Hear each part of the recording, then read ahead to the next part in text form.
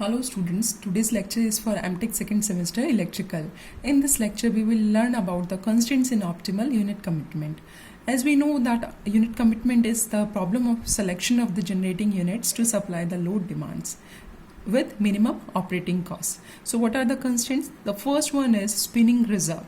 Spinning reserve is very important part in power system operation. Spinning reserve is used in case of events like generator outage or line outage or when there is an increase in load demand.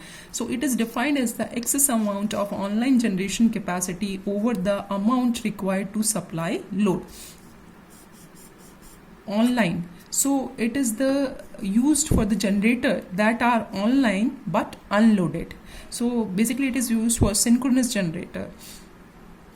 So in case when there is a generator outage, then the other generators in the power system must have sufficient reserve capacity so that they can overcome the loss of the generator and supply the demand.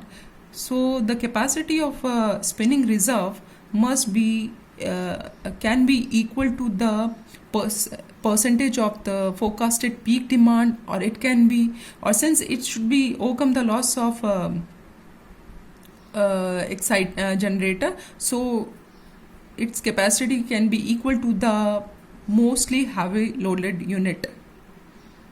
So in case of these outages, or spinning reserve must be capable, can be supplied within 10 minutes.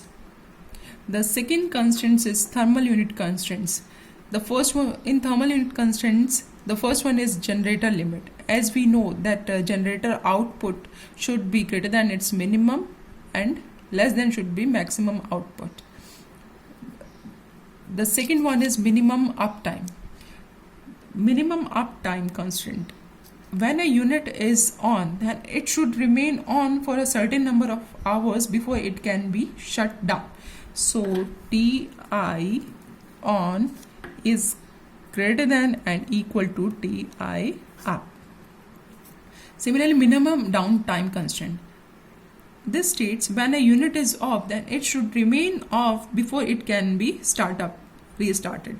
So T, when a unit is off, it should remain off before it can be started. The third constraint is ramp rate constraint. It is used for a unit which is in operating consequently for more than 2 hours. So it states that the electrical output of a unit cannot change by maximum than a certain amount over a period of time. So the change in output minus Pi T minus 1 should be greater than ramp down and ramp up I. Next is the startup or shutdown cost. Startup cost.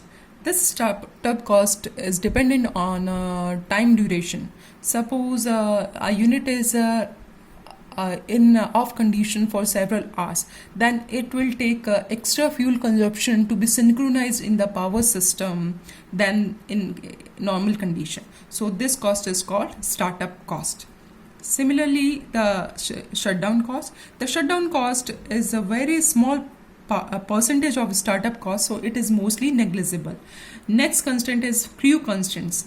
Suppose in a power system there are more than 2 or 3 units, so there will be few operational operatives.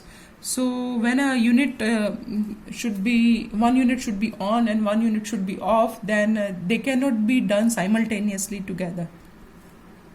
The other constraints are, first one is fuel constraints. Fuel constraint, suppose one unit has a limited fuel availability and the another unit has the fuel that can be used during certain hours for certain hours. So that will also create a challenge for optimal unit commitment. The second one is must run unit. In a power system, there may be one or more than one unit that should be remain on always to support for the voltage support in transmission line. And the last constraint is emission constraint. As we know that the thermal unit uses fossil fuels, so they can generate, so they emits carbon dioxide, sulfur dioxide, nitrogen dioxide, etc. So this must be also taken into consideration. Thank you.